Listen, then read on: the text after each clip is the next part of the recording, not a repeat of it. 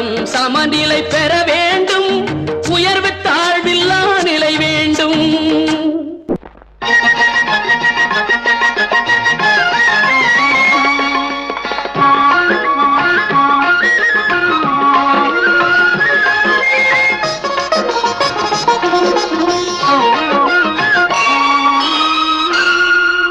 இறைவன் படைத்த உலகை எல்லாம் மனிதன் ஆளுகின்றான். மனிதன் வடித்த சிலையில் எல்லாம் இறைவன் வாழுகின்றான். இறைவன் வாழுகின்றான். இறைவன் படைத்த உலகை எல்லாம் மனிதன் ஆளுகின்றான். மனிதன் படைத்த சிலையில் எல்லாம் இறைவன் வாழுகின்றான். இறைவன் வாழுகின்றான்.